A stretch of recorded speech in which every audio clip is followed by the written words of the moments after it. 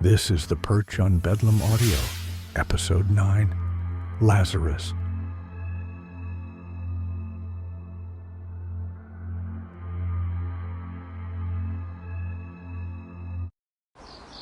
So, this was it. How my story ends. In the middle of the woods I hate. Everything felt amplified, like my senses had decided to take flight. Every sound, every smell, every leaf was too much, like my body was trying to soak it all in, one last time. I was strangely calm. I've lived most of my life a nervous wreck, afraid of one thing or another. But in these final minutes, a weird peace had settled over me. Maybe acceptance, maybe numbness. Either way, the panic that used to live behind my ribs had thinned. So much had happened in a blur. Wes, a man who had never been kind to me, had just professed his love. Then he'd killed Hunter, knifed him in the back. The one thing that had kept my heart light was gone, and I felt that heavy space open up inside me like a wound. Wes's rifle was trained on the killer. The killer's gun hung at his side, but his face wore a grin that didn't belong on a man in the woods.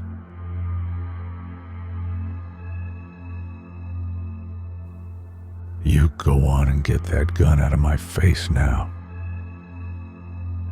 Wes hesitated. I'd never seen him shake with a weapon before, but he was shaking now. To my horror, he lowered the rifle. "Wes, no, what are you doing? Shoot him!" I screamed.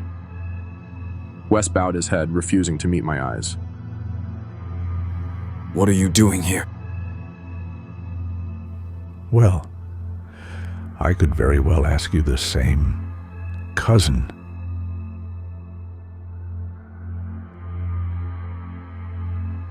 Cousin?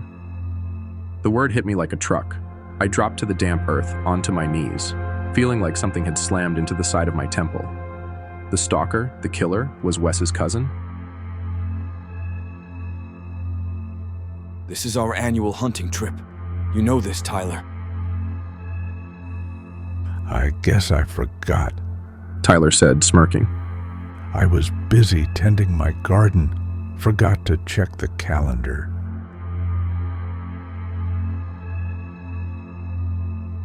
Tyler glanced at me. His eyes were calm in a way that made my skin crawl, cold, reptilian. Regardless, we have a problem now, don't we? I looked from Wes to Tyler. The resemblance was striking, both over 6 feet tall, more bear than man. They could have been brothers.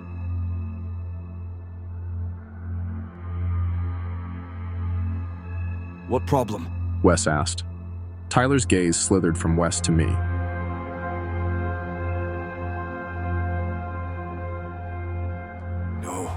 No, we can trust him. Wes pleaded. Tell him, Mark. Tell him you won't tell. I nodded hard, frantic. Wes looked at his cousin with hunger in his eyes, hope like a child clinging to a dream. When Wes turned his gaze back to Tyler, the killer had the rifle pointed at my face. Tyler, no! Tyler's voice was almost gentle. I'm sorry, cousin. His face betrayed him. He looked giddy. As long as he's breathing, my secret isn't safe, and I like feeling safe. But... Look, if you want to join Loverboy, I can put you both in one grave.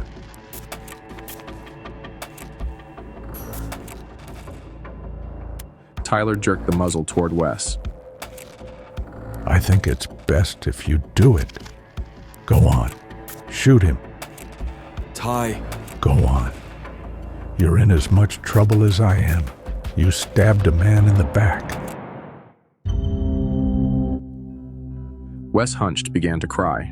The rifle trembled between his hands. His gaze lifted to me. Tears streaked his face, snot at his lips. I'm sorry, Mark. I never meant for any of this to happen. Wes, no, please, I won't tell, I swear. Oh, he'll tell, all right. Wes took a deep breath and raised the rifle toward me. Wes. I'm sorry. I watched his finger tighten on the trigger as if my skull were a bullseye. I shut my eyes. A single shot cracked the world.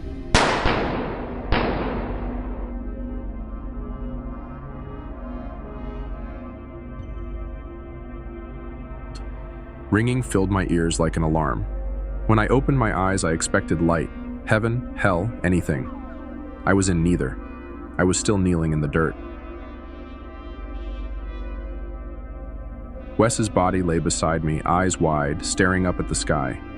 He was dead. I looked up and saw a young, slender woman holding my rifle. She was naked, coated in dirt, and she moved with a calm that didn't fit the scene. She moved as if she was propelled by rage.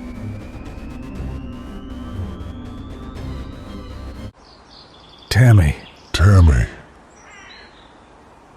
How? Tyler dropped his gun and bolted into the trees, dodging a volley of returning rounds. She turned the rifle on me. Whoa. Wait.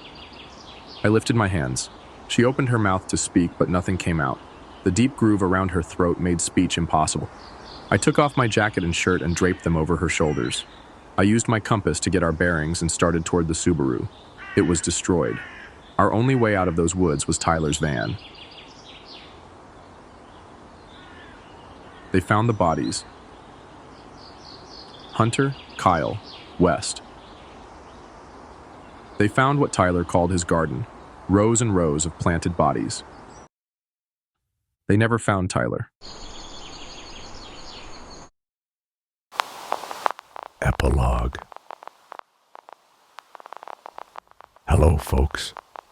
I'm sitting here eating a pastrami sandwich and watching the news. My picture is everywhere. I guess I'm famous now. They found my garden. They call me a serial killer. Fine.